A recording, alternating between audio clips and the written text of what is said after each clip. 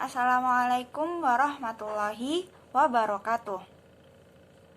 Nama saya Rufaida Al-Fatiyah dari Fakultas Humaniora, jurusan Bahasa dan Sastra Arab, hendak menyampaikan materi-materi yang disampaikan pada hari pertama PBAK, yakni Fakultas di UIN Maulana Malik Ibrahim Malang ada Psikologi, Humaniora, Ekonomi, Tarbiyah, Saintek, dan Syariah. Dan sekarang, UINMA ini sedang berada di dalam tahap pengakuan internasional dan reputasi internasional. Oleh karena itu, UINMA memperbanyak event internasional, mahasiswa abroad, program studi internasional, dan juga UINMA mewajibkan bagi para mahasiswa-mahasiswanya untuk membuat jurnal internasional dan melakukan research dan mempublish jurnal tersebut sebagai tugas akhir untuk menaikkan predikat kampus. Selain mahasiswa yang diwajibkan, UINMA juga mengharapkan para dosen membuat jurnal-jurnal internasional. UINMA memadukan pengetahuan umum dan agama untuk membentuk karakter melalui Ma'had Al-Jami'ah selama 1 tahun. UINMA juga memiliki beberapa fasilitas yang menaungi mahasiswanya, seperti lembaga bahasa yang bermacam-macam, ada bahasa Inggris, bahasa Arab, dan bahasa Mandarin. Rumah moderasi agama beragama yang membentuk pemuda moderat, cinta bahasa, dan peduli Indonesia tangguh. Dan juga perpustakaan yang menyediakan jurnal-jurnal dan karya ilmiah. Perkuliahan di UIN Maulana Malik Ibrahim Malang berlangsung selama 8 semester dengan 150 hingga 160 SKS. Dengan penelitian sebagai pengabdian masyarakat dan mata kuliah profesi dengan KKN, yudisium, hingga akhirnya wisuda. Mata kuliah di UINMA ini dijadikan sebagai pengembangan kepribadian yang merupakan ciri khas UINMA. Mata perkuliahan terdiri dari mata kuliah dasar, agama, bahasa, dan filsafat dengan mata kuliah fakultas yang membedakan antar fakultas dan matkul program studi yang membedakan antar prodi. Pada tahun 2021, dikarenakan pandemi, pembelajaran dilakukan secara daring melalui platform Zoom, Google Meet, e-learning, dan lain-lain. Kemudian, untuk sistem SIAKAT mahasiswa baru di semester 1 dipaketkan sedang. Kemudian, untuk sistem SIAKAT bagi mahasiswa baru semester 1 akan dipaketkan langsung. Sedangkan semester 2 sampai seterusnya diambil secara mandiri oleh mahasiswa dengan berkonsultasi dengan dosen penasehat akademik. Perkuliahan akan dimulai pada tanggal 6 September hingga Desember tahun 2021 untuk semester ini dengan melalui UTS dan UAS.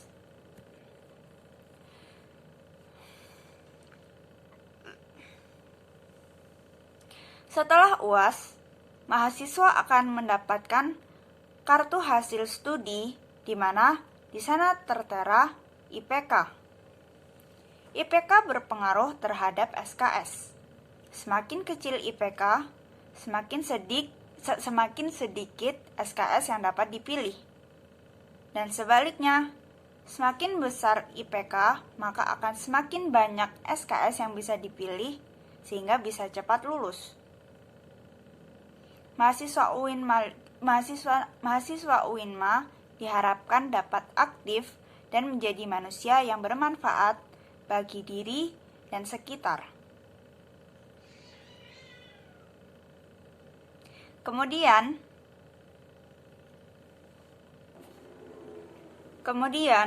mahasiswa baru diharapkan bisa mengupayakan diri, bisa mempersiapkan diri dengan baik secara mental dan spiritual dalam mengikuti perkuliahan di UIN Maulana Malik Ibrahim Malang. Orang yang memiliki mental spiritual yang harus dimiliki oleh mahasiswa adalah berpikir ilmiah, kemudian berperilaku islami, kemudian menjadi mahasiswa yang kreatif dan terampil dalam bermasyarakat.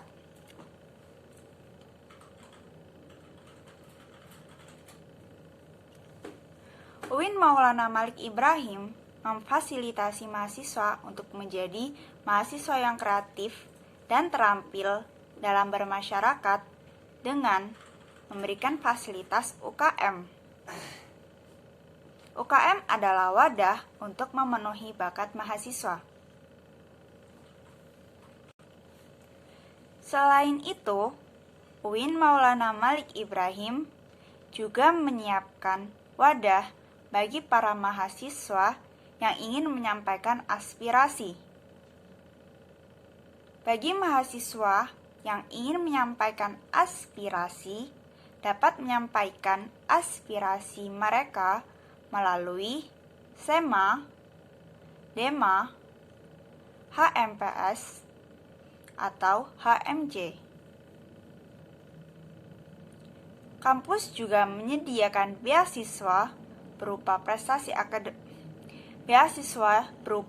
beasiswa prestasi akademik maupun prestasi non-akademik bagi mahasiswa berprestasi yang kekurangan.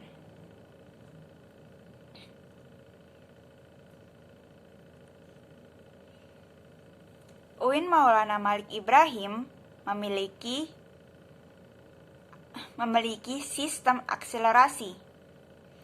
Saat semester 7, mahasiswa diperbolehkan mengambil S2, namun dengan syarat dan seleksi yang cukup ketat.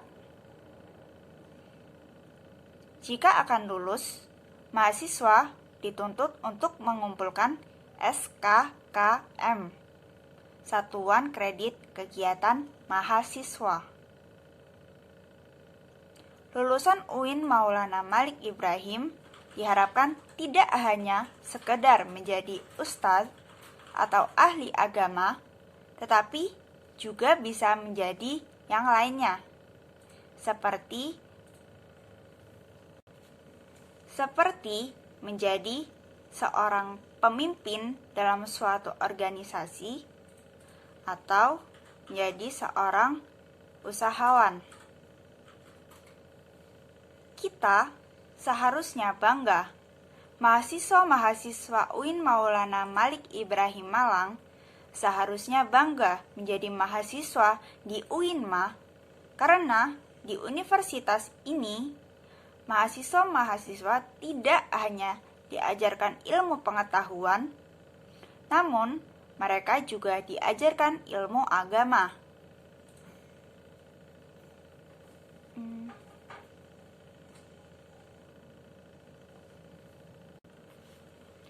Karena sedang pandemi, sehingga pembelajaran terpaksa harus dijalankan secara daring, diharapkan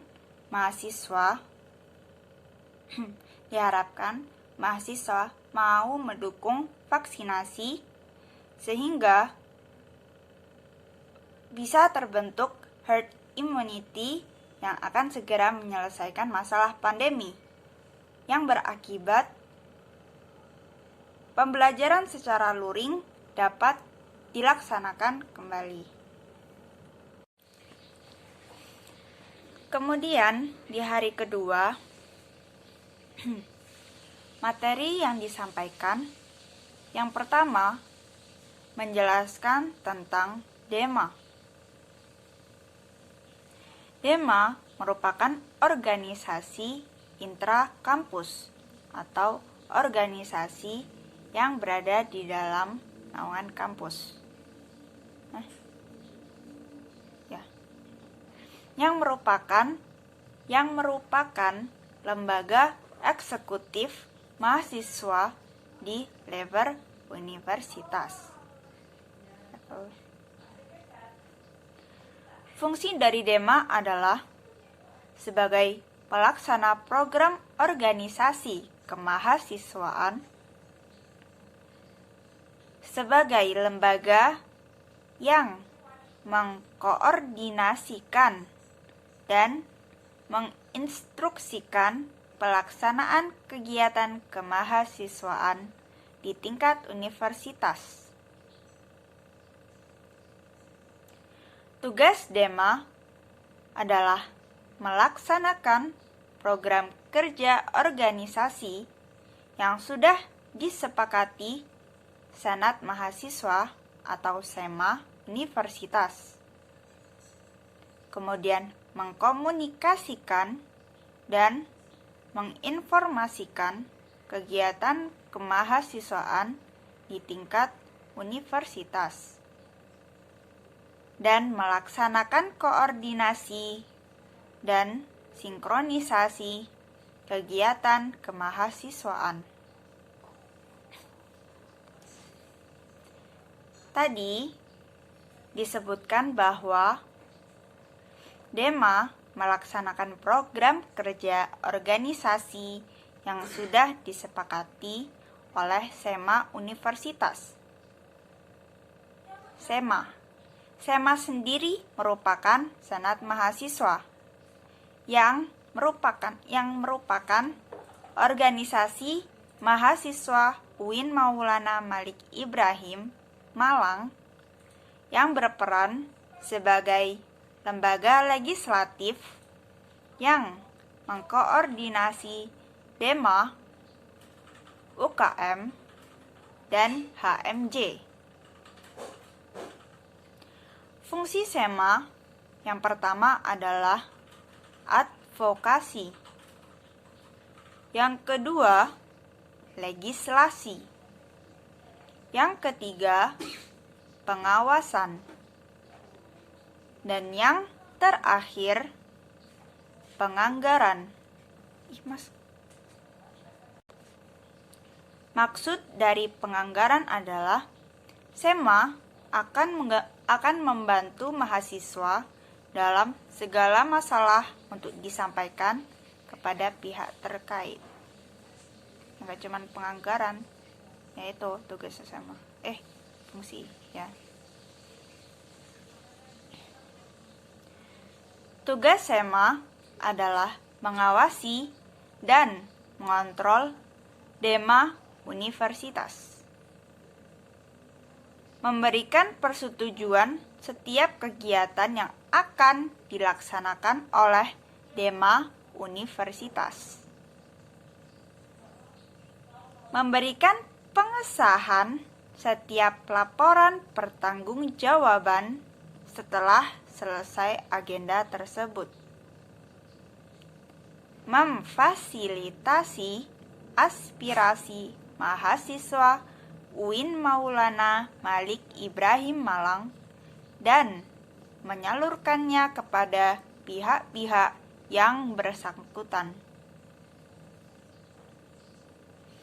Mengawasi setiap kebijakan dan keputusan yang diambil oleh DEMA universitas.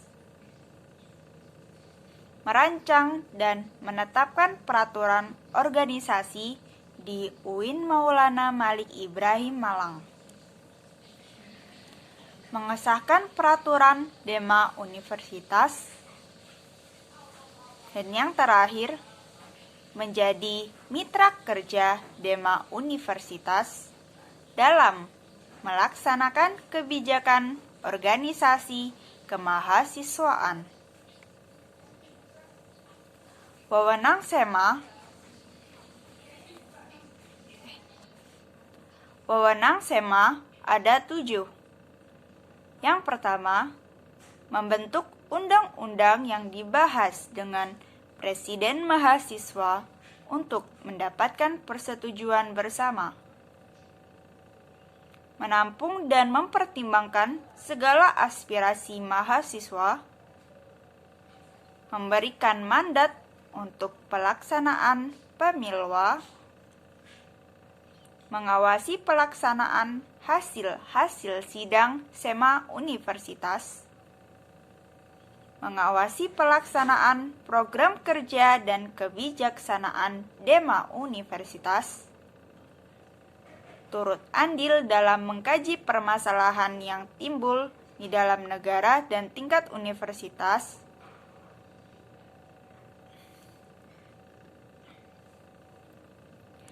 Menerima dan membahas usulan PO yang berkaitan dengan bidang tertentu dan mengikut sertakan dalam pembahasan.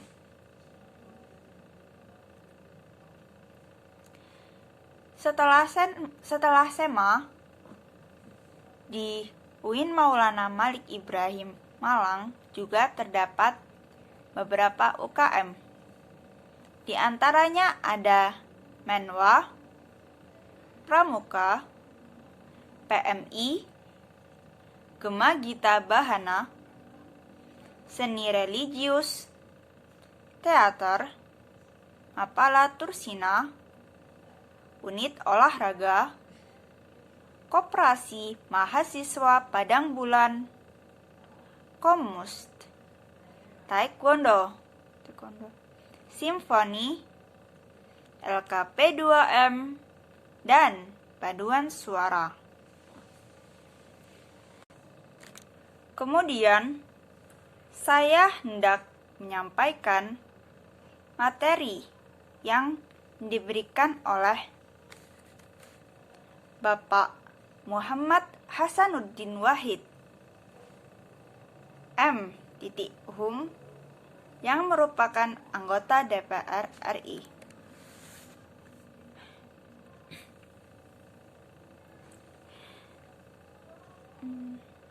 Yang sangat saya tangkap dari materi yang beliau sampaikan, yang pertama, sampai saat ini belum ada yang bisa benar-benar menemukan obat dari COVID-19. Oleh karena itu, kunci dari menanggulangi COVID-19 adalah dengan melaksanakan vaksinasi. Dengan melaksanakan vaksinasi, diharapkan kita, masyarakat Indonesia, dapat mencapai herd immunity atau kekebalan skala besar yang merupakan kunci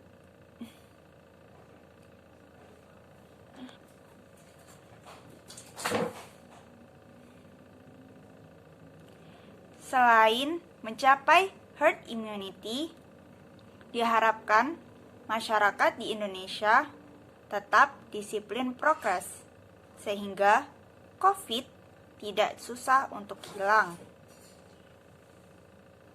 Sayangnya, masyarakat di Indonesia kebanyakan kurang disiplin prokes, sehingga COVID susah untuk dihilangkan. Tingkat pemahaman COVID di Indonesia sangatlah rendah. Memakai masker, banyak dari orang-orang di Indonesia yang tetap tidak mau mengenakan masker meskipun mereka sudah tahu sekarang mereka sedang dilanda pandemi COVID-19. Padahal pertumbuhan ekonomi menjadi menurun drastis karena COVID-19.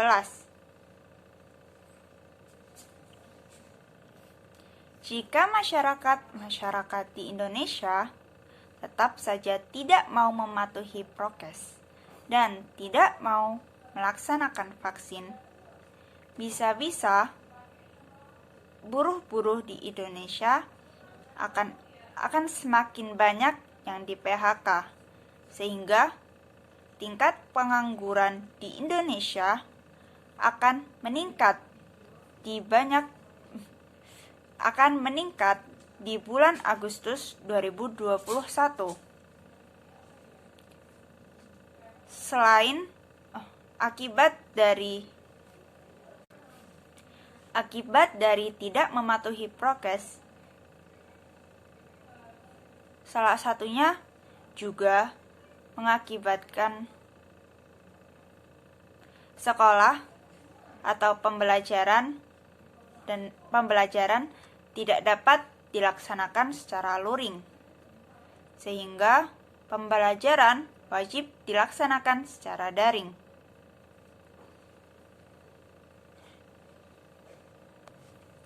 Diharapkan mahasiswa UIN Maulana Malik Ibrahim Malang bisa menjadi salah satu pelopor gerakan vaksinasi dan terus melaksanakan prokes agar bisa menjadi contoh bagi masyarakat Indonesia. Sekian dari saya. Wassalamualaikum warahmatullahi wabarakatuh.